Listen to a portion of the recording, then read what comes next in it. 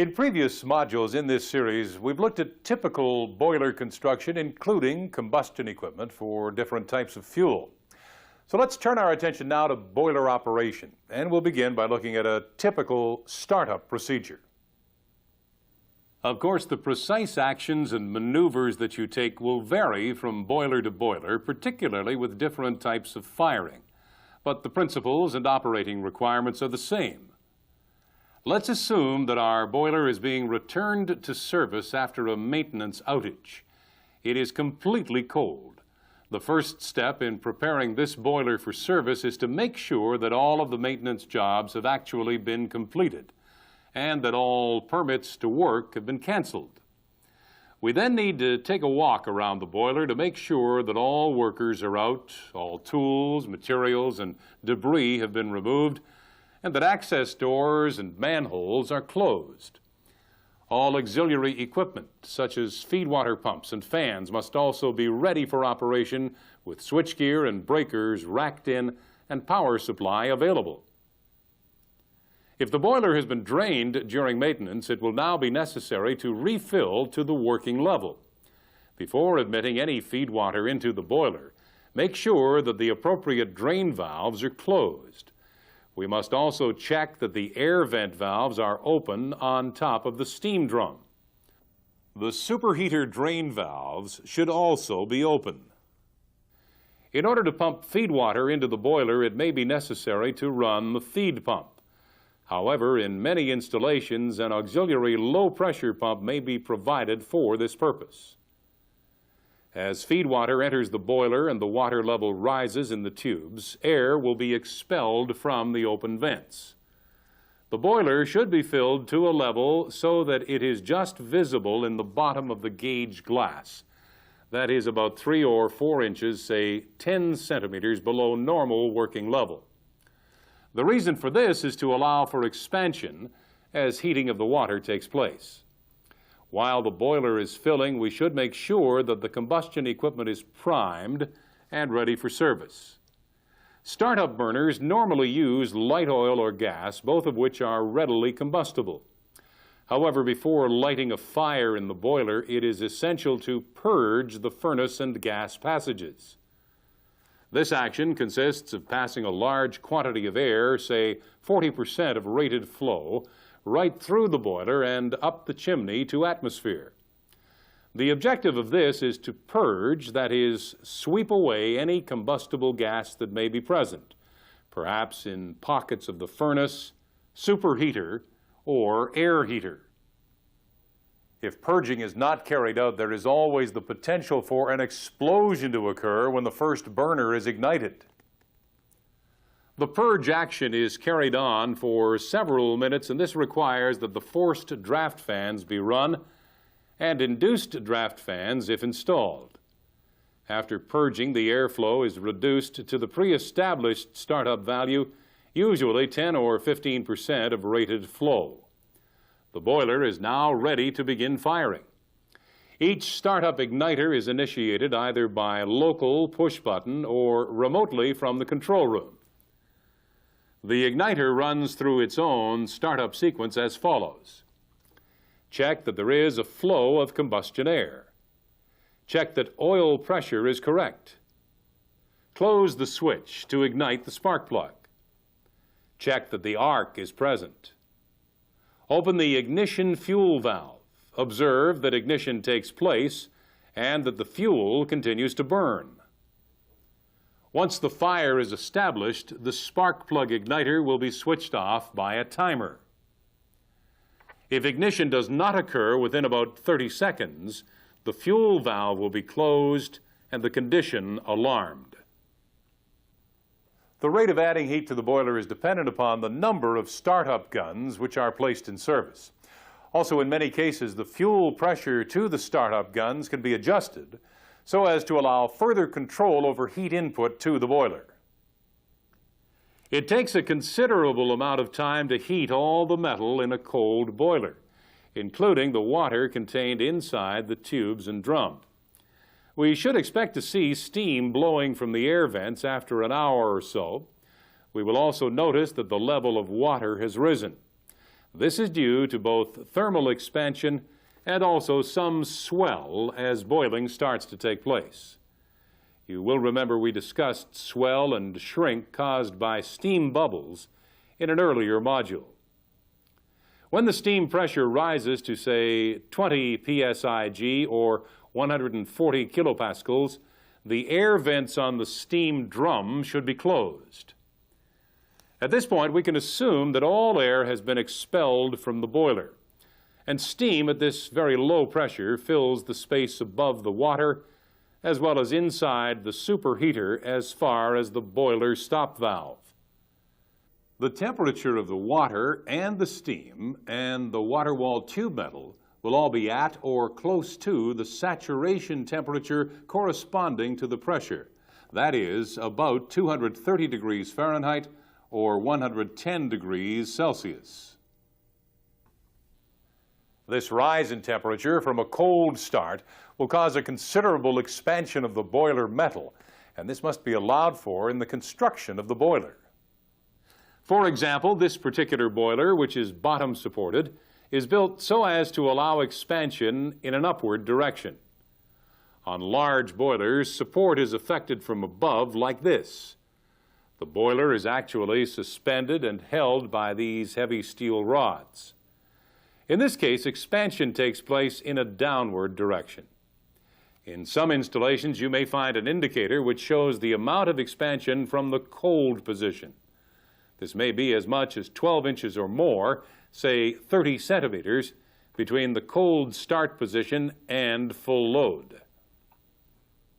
Because of the stresses imposed by this expansion of the body of the boiler, there is a limit to how fast we can add heat. A general rule of thumb is that the temperature of the water walls should not increase at a rate above 100 degrees Fahrenheit per hour, say 55 degrees Celsius per hour. But during this startup operation, how do we know the precise temperature of the water walls? Well, we can easily infer this from the steam pressure. First, assume that the metal temperature is equal to or similar to the temperature of water inside the tubes. And this will be approximately equal to the saturation temperature corresponding to the steam pressure. Using this information, we can draw a pressure-raising curve based on the 100 degree Fahrenheit per hour limitation. You can see from this curve that initially pressure must be raised quite slowly. However, as pressure increases, then the rate of pressure raising can also be increased. Even so, it will take about 5 hours to bring a cold boiler up to 1200 psia. So bearing this in mind, let's return to our startup procedure. Now that the drum air vents are closed, the steam pressure will start to increase. We should observe that it rises in accordance with our startup curve, but what control do we have over this? Well, if pressure rises too quickly, then we will need to reduce the fuel pressure to the igniters or perhaps extinguish one gun. On the other hand, if pressure rises too slowly, we may need to throttle in the superheater drains, but we cannot go far with this. Remember that it is essential to keep steam flowing through the superheater in order to keep the metal temperature cool. For some period of time, the water level will continue to rise as pressure increases. This is due to increasing temperature plus increase in steam generation, which creates more bubbles in the water.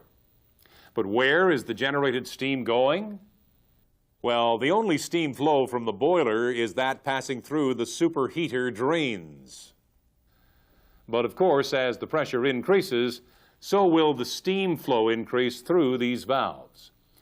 Eventually, this flow will become so great that the water level starts to fall. This means we are dumping more steam than is being generated at this time. Eventually, as the water level falls further, it will be necessary to start the boiler feed pump and add feed water. We also may be able to throttle in the superheater drains further so as to reduce this wastage. Actually, the opening of these valves has some influence on the steam temperature at the superheater outlet. How is this? Well, if the steam flow through the superheater is increased by increased opening of drain valves, then the rate of firing will need to be increased so as to continue pressure raising. This results in a greater volume of combustion gas passing over the superheater, consequently transferring more heat to the steam, so raising its temperature. This maneuver is sometimes employed when we are trying to match steam temperature to the steam turbine metal temperature during a unit hot startup. However, remember that in order to achieve this, we are burning more fuel and dumping heat to waste. In some circumstances, this waste heat may be recovered, and we'll be talking more about this arrangement when we discuss turbines in another module in this series. At that time, we will also discuss the procedure for charging the main steam line and opening the boiler stop valve. We must point out here that a boiler stop valve is not always installed. And in this case, the steam line will be charged with steam throughout the startup, right down to the turbine stop valve.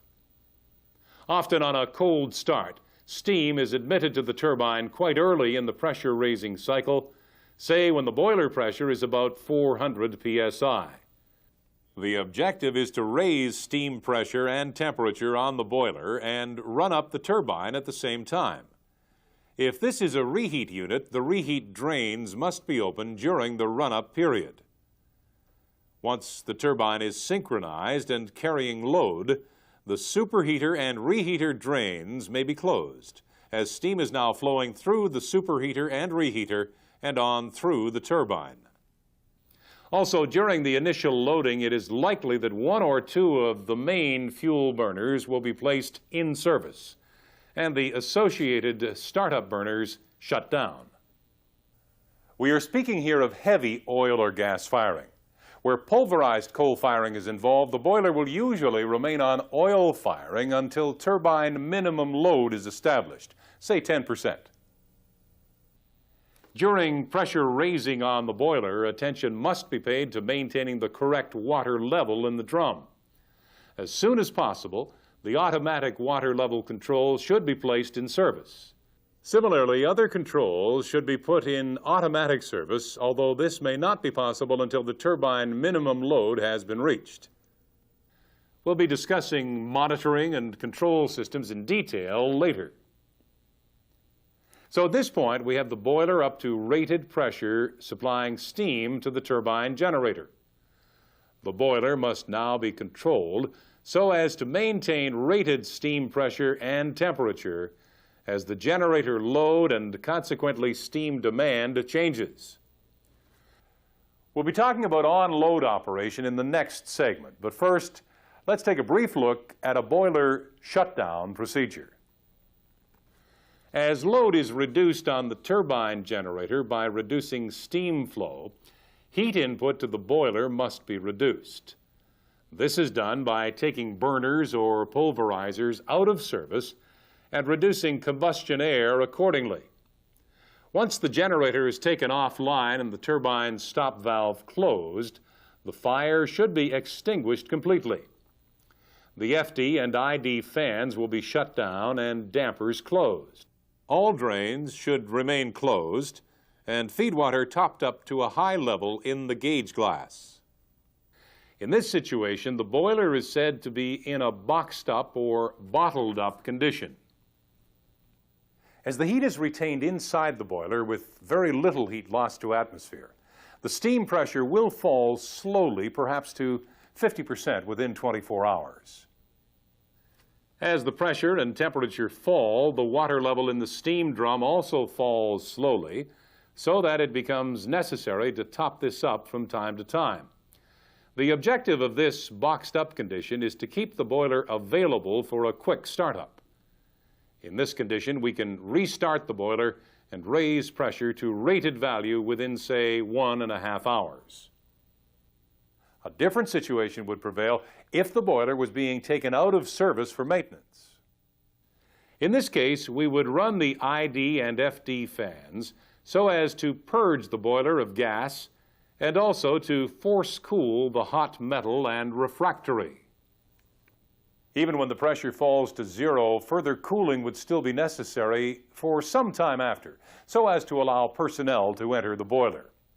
Well, now at this time, let's take a break, and then we'll come back and look at on-load operating conditions. For now, please switch off the tape and review this material in your workbook.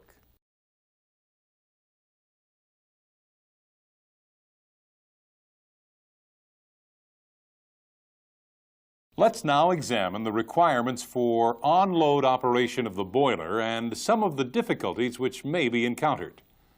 The prime task of the boiler operator is to assure that the boiler follows changes in steam demand from the turbine generator and maintains the rated steam pressure and temperature. Steam pressure is controlled by adjusting the heat input, that is, the quantity of fuel supply and associated combustion air. Of course, this sounds easy, but in practice it takes considerable effort and experience to obtain good, clean, efficient combustion. We already know that for efficient operation, a precise quantity of air must be provided to match the fuel input. This curve shows the effect of either insufficient or too much excess air. You can see that with insufficient air, boiler losses increase considerably due to incomplete combustion, with the resultant presence of carbon monoxide and unburned carbon in the flue gas. Increasing the air supply will usually complete the burning of carbon monoxide to form carbon dioxide. It should also reduce the amount of unburned carbon. However, if too much excess air is provided, the heat loss increases again due to the larger quantity of excess gas discharging from the chimney. So this task of maintaining the correct fuel-air ratio is extremely important. The operator must also look at other factors in order to create the very best conditions for combustion. And these factors include physical condition of the burners. Is the fuel and air being directed into the correct location and mixed thoroughly? Fuel atomization in the case of oil, and adequate grinding in the case of pulverized coal. Correct distribution of combustion air between burners and between primary, secondary, and over-fire air. Consistency in fuel quality. This last item can easily be forgotten. It is important that where fuel supply has changed, perhaps from one coal to another, the operator be made aware of this fact and also the characteristics of the new supply. For example, the incoming coal may have a higher moisture content or may be less volatile and therefore more difficult to ignite. It may contain increased quantities of ash, and the ash may be such as to cause slagging. Operators must be aware of these conditions so that they can be prepared for potential problems. Actually, the incidence of boiler fouling and slagging due to ash is one of the major problems encountered in boiler operation. Let's take a closer look at this. The term ash is the generic name given to mineral elements in the fuel which are non-combustible. Typically, the ash is made up of such minerals as silica, alumina, iron, calcium, manganese, and so on. Let's first examine the effects of ash in an oil-fired boiler. We have already noted that fuel oil contains only a small amount of ash, say 0.5%, but this still creates problems. When the fuel enters the furnace, the carbon and hydrogen begin to burn, releasing the metallic elements. Initially, the high flame temperature causes some of these elements to become molten, that is, semi-liquid. However, these particles soon cool as they move away from the center of the flame and consequently solidify and fall by gravity to the bottom of the furnace. The ash at the bottom of the furnace accumulates, often to a thickness of several feet, and eventually the boiler must be taken out of service for cleaning. The time period between outages for cleaning may be 6 months or even as long as 12 months in some cases. The ash deposit is extremely hard, and considerable physical effort, assisted by jackhammers, is required to remove the deposits. However, not all of the ash is collected at the bottom of the furnace. Some of the lighter particles are carried in the gas stream through the superheater. If the ash particles are still in a friable condition, they may stick and deposit on superheater tubes and water wall tubes. However, in most cases, the ash deposits are more likely to be in the form of dust, known as fly ash. Where this does collect on superheater tubes, it will result in a reduction in heat transfer and consequently lower steam temperature. Retractable soot blowers are installed, and these are operated usually once per shift to blow the fly ash off the superheater tubes. The fly ash is collected in hoppers below the superheater. The total quantity of ash is quite small, so there is no need to empty these hoppers except at long intervals, such as during the outage for boiler cleaning. A small quantity of fly ash may continue on with the combustion gas to deposit on the surface of the air heater. If this deposit builds up, it may be necessary to take the boiler out of service in order to wash the air heater. To perform this task, jets of water are sprayed onto the rotating air heater to remove any deposits. In the fuel oil-fired boiler, the ingredients of ash which cause the most problem are sodium and vanadium. In fact, the fuel oil analysis usually quotes the sodium and vanadium content in terms of parts per million, ppm. A vanadium content of 250 ppm is considered high and will be troublesome. Similarly, a sodium content over 200 ppm creates problems. Sodium has the effect of aggravating the tendency of deposits to stick on boiler tubes. Vanadium causes high-temperature corrosion in the superheater zone. At the high gas temperatures encountered in this zone, the vanadium becomes molten and mixes with excess oxygen to form vanadium pentoxide, indicated by the symbol V2O5. This molten compound runs down the superheater tubes and forms a hard deposit around the tubes. Worse yet, it causes external corrosion of the tube metal and also of the tube supports. Is there any way that we can reduce the negative effect of vanadium? Well, yes. One way to reduce the formation of vanadium pentoxide is to reduce the amount of excess oxygen which is available for combustion. But this is something of a trade-off. As we know, if we reduce the excess air too much, we run the risk of causing incomplete combustion. Clearly, extremely tight control over excess air is required. In some oil-fired boilers, a magnesium oxide additive is mixed with the fuel. Its objective is to raise the fusion temperature of the vanadium pentoxide, and so hopefully allow it to pass right through the superheater zone without settling on the tubes. So much for ash in fuel oil. Where processed natural gas is used as the fuel, we are extremely lucky, as it contains zero or negligible quantities of ash.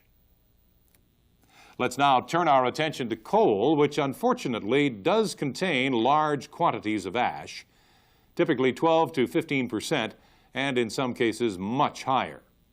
In all cases, when burning coal, the boiler must be designed for a specific coal. For instance, where a large quantity of ash is contained in the fuel, the volume of the furnace must be large in order to handle the large volume of material. With pulverized coal firing, the fouling mechanism is similar to that for fuel oil. That is, the metallic elements are released during combustion and fall to the bottom of the furnace. This is known as bottom ash. Clearly, the amount of ash which is collected at the bottom of the furnace is far greater than in the case of the fuel oil boiler. For this reason, ash must be removed on a continuous basis or at least daily. The bottom of the furnace is shaped like this so as to allow ash to run down the water-cooled slopes and fall into the ash pit. From here, various means are provided for removing the ash. Water is used to break the ash into manageable components. In one typical system, a drag scraper pulls the ash from the ash pit into a crusher, where the large pieces of slag are broken down into smaller pieces. From the crusher, the ash may be conveyed to a processing plant for recovery as construction fill. Another method uses high-pressure water to flush and carry the ash to the ash dump, which is in the form of a pond. Some of the water is then recirculated to repeat the process. Actually, only 40 to 50% of the ash forms bottom ash. The remainder, as fly ash, passes on through the boiler to be removed from the hoppers of dust removal equipment, such as the precipitator. The fly ash system actually works under vacuum that sucks the fine dust out of the hoppers and conveys it to the storage silo for eventual disposal. Because of the relatively large quantity involved, fly ash from coal can cause serious problems due to deposits, fouling, and blockage of gas passes between superheater tubes. One serious problem is the formation of deposits on the furnace water walls, resulting in loss of heat transfer to the water inside the tubes. This means that the boiler needs to be fired harder in order to maintain output. The consequence of this is that the temperature of combustion gas entering the superheater zone is higher than normal, causing the steam temperature to rise. Hopefully, we can provide enough de-superheating water to keep this under control. But a greater problem is that the higher gas temperature may be sufficient to bring certain elements of the ash into a molten state, forming large clumps of slag that can block the flow of gas through the superheater and reheater tube banks. Apart from visual inspection, this condition can be confirmed by looking at the draft pressure indications at different points in the boiler. In order to help maintain clean furnace walls, a large number of rotary soot blowers are installed on the walls, in addition to the retractable blowers that are provided to keep the superheater and reheater tubes clean. In many plants, it may be necessary to operate all or at least some of the soot blowers on every shift. This operation is usually performed remotely from a panel in the control room. We've already mentioned that sulfur contained in the fuel can cause serious corrosion problems. This occurs because the sulfur gases SO2 and SO3, when mixed with water, may be converted into H2SO4, sulfuric acid. But where can the water come from? Well, you'll remember that the combustion of hydrogen in the fuel produces water, or water vapor to be precise. Now, as long as the temperature in the gas passing through the boiler remains high enough, this water remains as vapor and consequently does not mix with the sulfur gases to form sulfuric acid. However, if the temperature of the combustion gas is allowed to fall below what is known as the dew point, about 250 degrees Fahrenheit, that is 120 degrees Celsius, sulfuric acid may form and cause considerable damage to iron and steel components. The area where this is most likely to occur is in the air heater. Remember that the incoming air is entering from atmosphere, and this may be at a temperature of, say, 60 degrees. Consequently, the temperature of the metallic element of the air heater in contact with the incoming air will also be quite low. In order to avoid air heater corrosion, we need to make sure that the temperature of the combustion gas leaving the air heater is above about 350 degrees Fahrenheit. The precise safe temperature depends upon the actual fuel analysis. But how can we control this exit gas temperature? Well, the most commonly used method is to preheat the air entering the air heater by passing this through a steam preheater in the ductwork. This is controlled so as to raise the air temperature to about 150 degrees Fahrenheit. On many installations, this preheater is only used during low load operating conditions. At high load, the gas temperature leaving the boiler is high enough for the metal temperature to remain above the dew point in the air heater. By raising the exit gas temperature, we do incur a penalty, that is, a loss of efficiency, because the waste gas is now discharging to atmosphere at a higher temperature and consequently a higher heat loss. Like many segments of operation, we are faced with a trade-off. Either lose boiler efficiency, which means increased fuel consumption, or suffer damaged air heater components, which will result in replacement cost and outage time. Clearly, there is an efficiency advantage when burning low sulfur fuels. Many gas-fired boilers run with exit gas temperature as low as 270 degrees Fahrenheit, 130 degrees Celsius. We briefly mentioned the effect of boiler fouling and slagging on steam temperature. Other than soot blowing, do we have any other means of controlling steam temperature? Well, yes, we do. You will remember that we discussed in an earlier module the system of attemperation, where desuperheating water is injected into the steam between the primary and secondary superheater. A similar installation is fitted to the reheater so as to control reheat temperature. However, in both of these cases, attemperation is in one direction only, to prevent temperature rise. If all of the desuperheater water is shut off, what can we do to increase steam temperature? Well, one way of achieving this is by using upper row burners only where load permits. In this case, the combustion gas entering the superheater will be at a higher temperature as less heat is absorbed in the furnace. A variation on this is to have tilting burners. In this case, we can direct the flame down like this or up like this so as to increase superheat and reheat steam temperature. Yet another way to increase steam temperature, sometimes used on small boilers, is to increase the amount of excess air supplied for combustion. The effect of this is to increase the volume of gas passing through the furnace, which in turn absorbs a certain amount of the heat released by combustion of the fuel. The result is that less heat is transferred to the water wall tubes, but more heat is carried over to be transferred to the superheater. Of course, you can see the disadvantage of this method. It is uneconomic, as it increases boiler heat loss. Moreover, this technique may not work with all boilers. It depends very much upon the design of the boiler and the location of superheaters. So up to this point, we've looked at the factors affecting boiler operation.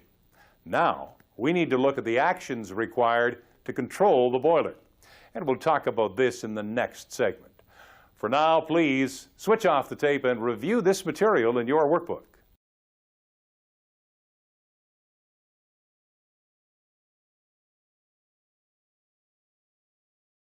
In order to make the correct adjustments during boiler operation, we need a continuous flow of information so as to indicate the actual operating conditions.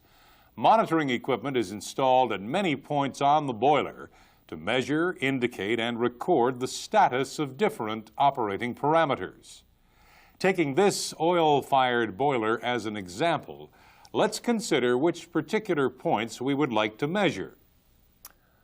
Or to put it another way, what do we need to know in order to operate the boiler efficiently? We can conveniently split our monitoring requirements into specific areas.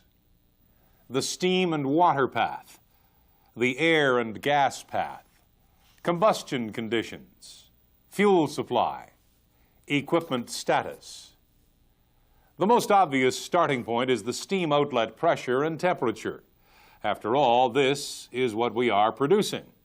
It is also necessary to know the output steam flow. usually indicated in pounds per hour, kilograms per hour, or tons per hour. Water flow into the boiler will also be measured, and this in most cases will be approximately the same value as the steam output. Any difference may be accounted for by continuous blowdown from the boiler, which is effected in order to control the chemical condition of the water.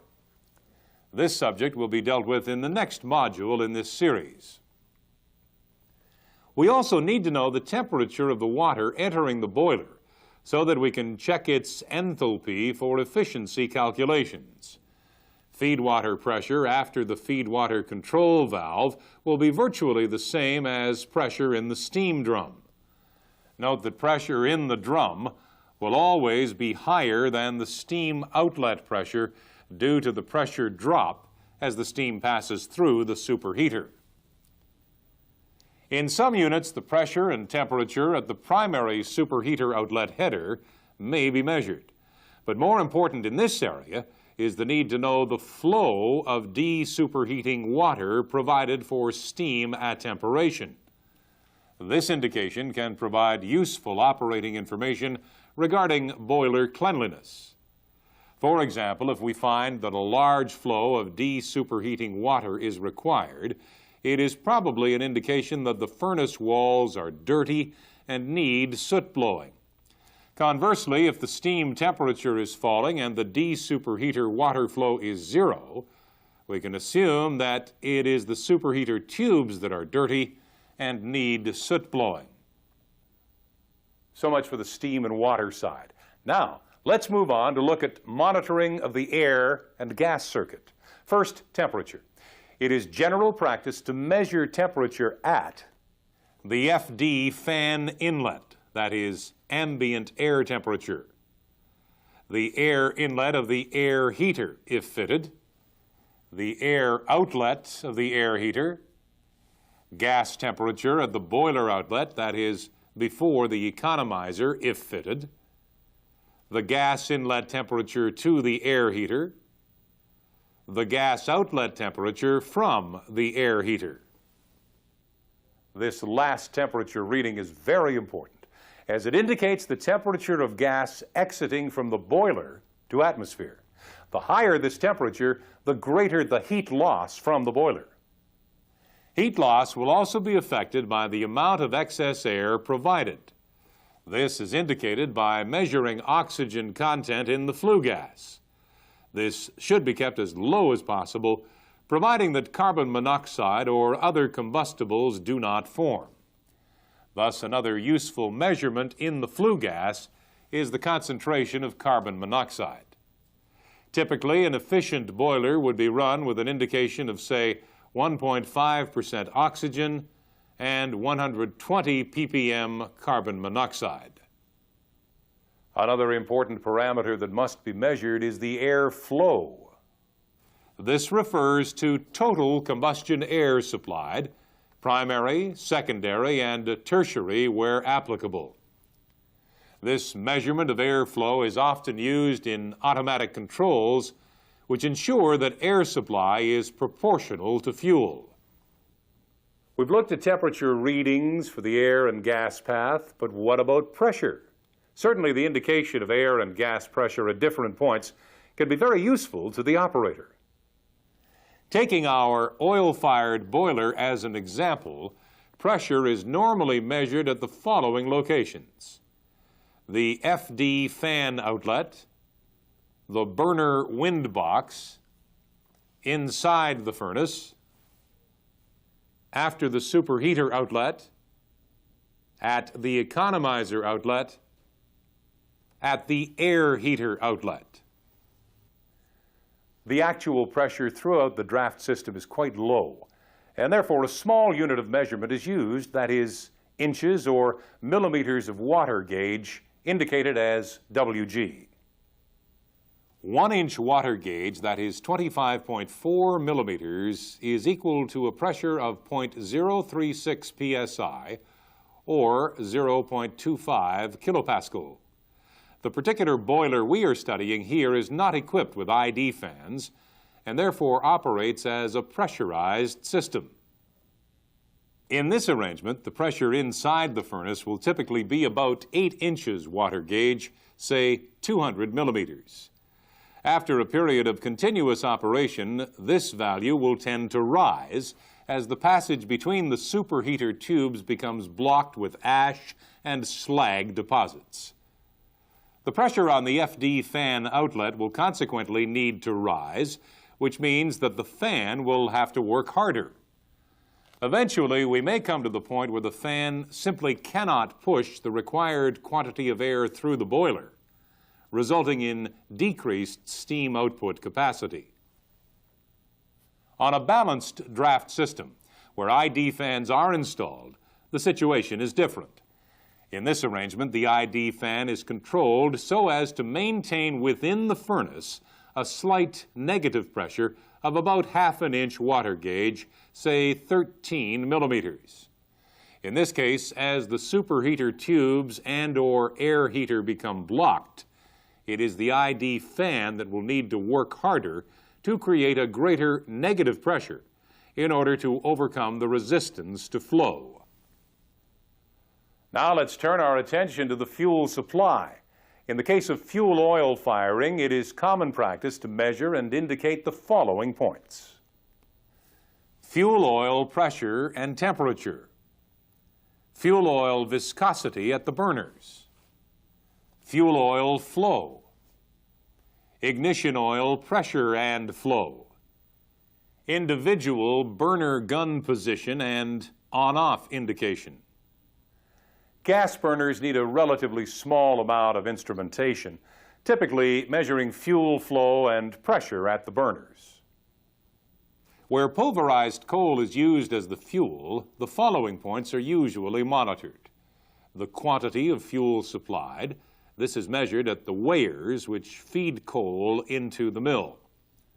Primary air and secondary air flow. Air pressure or draft through the mill system. Temperature of primary air at the mill. Now, this last item is important. Hot air from the air heater is provided to the mill in order to remove any moisture that may be present. However, it may be necessary to reduce this temperature to prevent fires occurring in the mill, depending upon the type of coal being fired.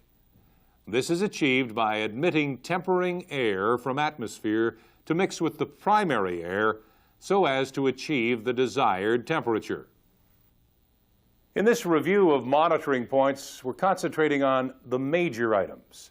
Further instrumentation is required for monitoring boiler emissions and other environmental factors. We'll be discussing this in the next module. No doubt on your boiler there are many other monitoring locations. You must learn where all of the sensors are located and the significance of the information provided. Measurements are performed by appropriate pressure, temperature, or flow sensors. At some points, local indication is given, but normally the measured information is transmitted to a central location for display. In the traditional control room, continuous analog readings are indicated on instruments and recorder charts like this. The experienced operator can sweep his eye across the panel and observe all of the operating parameters at a glance. Indicating lights are also available to indicate equipment on and off and valve positions. Nowadays, this system is replaced by a computer terminal with perhaps 2 or 3 CRTs that provide the same information. The computer or microprocessor has the advantage that it can store information, and this can be retrieved where we need to investigate operating incidents. The computer can also print out operating logs at predetermined time intervals, and can also provide a sequence of events printout in case of system upsets. Whether we're using a traditional or modern system, the information from sensing devices can also be used to operate automatic controls. We'll be taking a closer look at boiler control systems in the next module. But at this point, it's time for us to take a break, and then we'll come back and talk about protection devices on the boiler. For now, Please switch off the tape and thoroughly review this material in your workbook.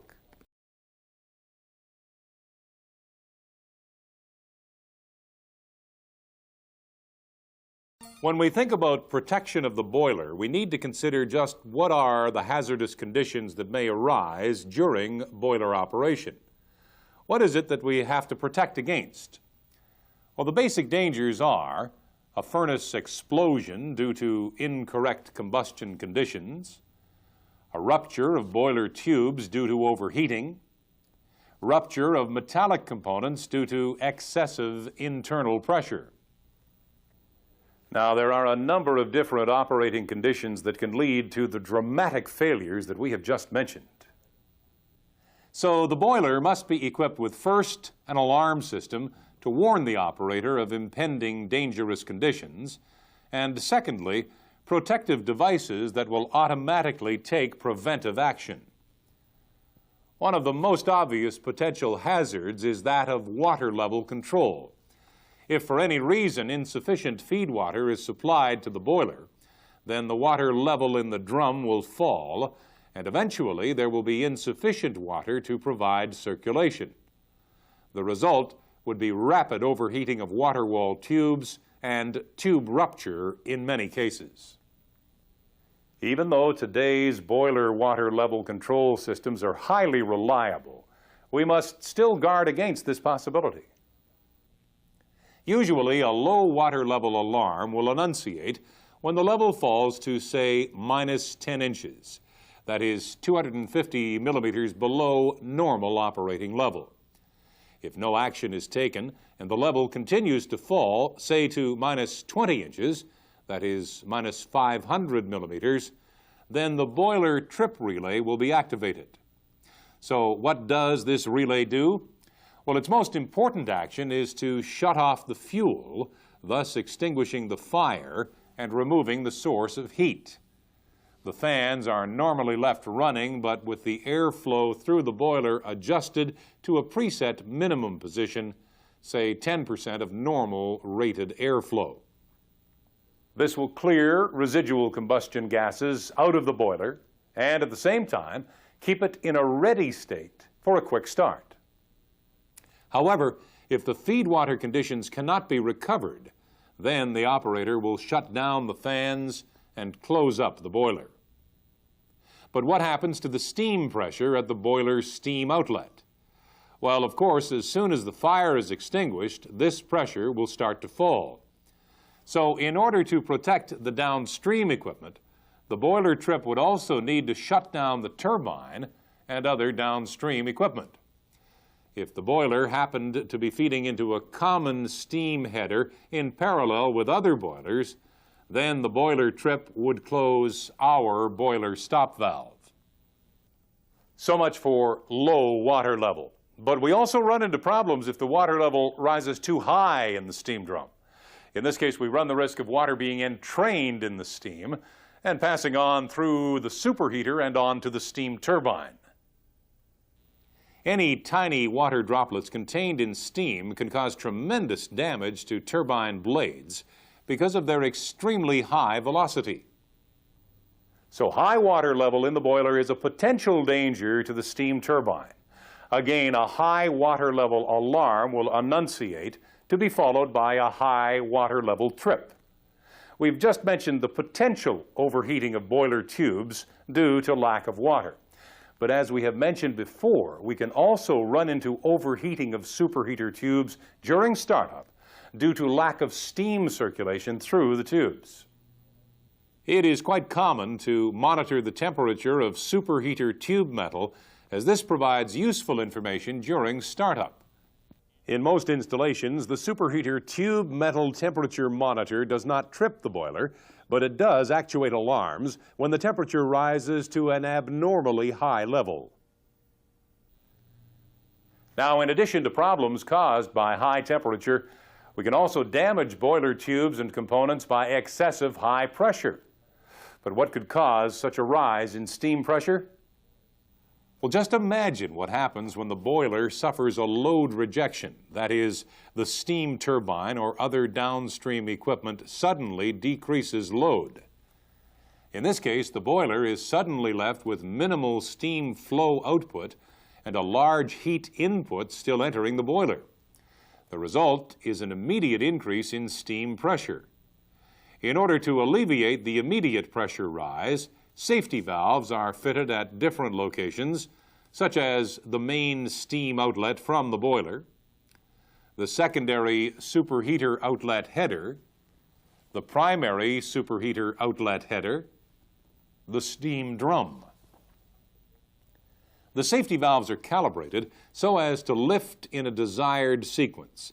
That is, the outlet valves first and the drum safety valves last. The objective is to make sure that adequate steam flow is maintained through the superheater tubes. Once pressure falls back to normal, the safety valves close again in the opposite sequence, that is, drum first. But how do we correct the high pressure situation? Well, clearly, we need to decrease the fuel input to the boiler. Sometimes the reduction in steam demand is short-lived, and the pressure falls again, just as the operator is reducing fuel input. However, if the load rejection is complete, such as a steam turbine trip, then it may be necessary to shut off the fuel supply completely to the boiler. A master trip button is often provided for this purpose at the control console. Normally, the fans are kept running so as to keep the boiler purged of combustion gases and also to be ready for a quick start if required. The precise calibration of safety valves forms an important part of boiler maintenance, which must be carried out at regular intervals. On many boilers, the safety valve located at the steam outlet is electrically operated and is known as an electromatic safety valve. This has the advantage that the valve can be opened manually by the operator if he wishes to increase steam flow through the superheater during startup, when pressure is far below normal. We've just talked about load rejection causing a steam pressure rise, but this has other effects too. The sudden rise in pressure causes many of the steam bubbles which are contained in the water to collapse, with the result that the boiler water level in the drum falls rapidly. Most control systems are able to cope with this shrink by opening the feed water control valve wide to increase feed water flow. An incidental effect of this large quantity or relatively cool feed water entering the boiler is to help cause the steam pressure to fall back to normal. The reverse condition occurs if we try to pick up load too fast on the turbine. In this case, the steam flow increases rapidly, the pressure falls, and the water level in the boiler rises. Note that this phenomenon of shrink and swell only occurs during very rapid changes in steam demand. Under normal operational variations, the automatic control system is able to cope well and maintain a stable water level. In boiler operation, the most potentially damaging condition is that of a furnace explosion due to a fuel-rich atmosphere. The presence of a large quantity of unburned carbon or carbon monoxide entering into contact with oxygen and then igniting will burn so rapidly as to form an explosion. A typical case may occur during startup. If fuel enters the furnace but for some reason does not ignite, even though we have plenty of combustion air available, we have conditions for an explosion. If we continue to supply more and more fuel and then suddenly provide a source of ignition, a furnace explosion would occur. This explosion can be very violent, causing tubes within the furnace to bend and break, support structures to buckle, and serious mechanical damage through the boiler. For this reason, during startup or at any time, if there is ignition failure, the burner management system will automatically shut down the fuel input. But how does the burner know that ignition has failed? Well, this is achieved by fitting flame detectors on each individual burner.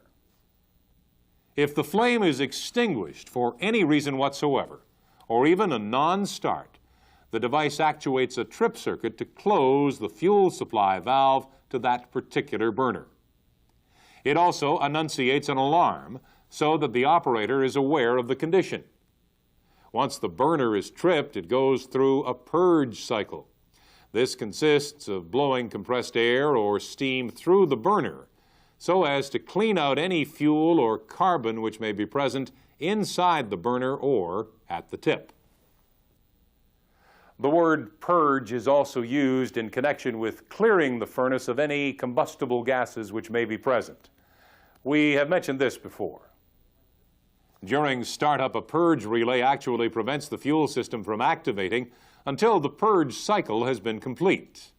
That is, the flow of a large quantity of air through the furnace and boiler for several minutes.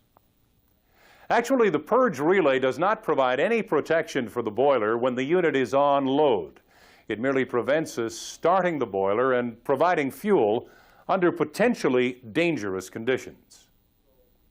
Let's consider what would happen to the boiler in case of loss of fuel supply. For example, suppose a fuel supply valve on a gas or oil-fired boiler closed due to a control equipment error. Well, in this case, the fire would be extinguished and all of the flame detectors would shut off the fuel supply to their respective burners. This safety action is important because imagine what would happen if the faulty control valve were to suddenly open again after, say, 30 seconds. You can imagine the large quantity of gas or fuel oil entering the furnace with no flame or source of ignition. It would mix with the air to form a highly explosive mixture, which, coming into contact with hot boiler tubes or refractory, could actually cause a tremendous explosion. This potentially hazardous condition is prevented by the closure of individual burner fuel valves by the flame detectors. Additionally, loss of fuel pressure will cause the shutoff valve to close. Let us look at another hypothetically dangerous situation. Suppose the forced draft fan tripped so that we suddenly lost our supply of combustion air. Again, if fuel continued to enter the furnace, we would have a highly explosive mixture that may self-ignite on contact with hot furnace walls. To prevent this possibility, loss of forced draft or tripping of forced draft fans will trip the boiler. That is, it will shut off the fuel supply to the boiler. Another hypothetical condition we need to examine is the loss of induced draft by inadvertent tripping of ID fans. Initially, with forced draft still being supplied, the pressure inside the furnace would rapidly increase from slightly negative up to a relatively high value, say 30 inches, 760 millimeters water gauge. In a very large furnace, this internal pressure may be sufficient to cause the water walls to bow outwards, with possible damage to the supporting structure. Protection against this condition may be provided by a high furnace pressure alarm and trip, intertrip of FD fans and fuel supply on loss of ID fans. You should study the arrangements on your boiler. It is essential that all protective devices on the boiler, including trips and alarms, be functionally tested at regular intervals to ensure that they do operate as required. You must be aware of the function of all protective devices and alarms on your particular boiler. Make sure that you know where all of the respective sensors are located, and also try to take part in the testing activities for protective systems. Now, we still have other areas to cover in relation to boiler operation, including control systems, emissions, and chemical control of boiler water. Now, this will have to wait for the next module. At this time, please switch off the tape and review this material in your workbook.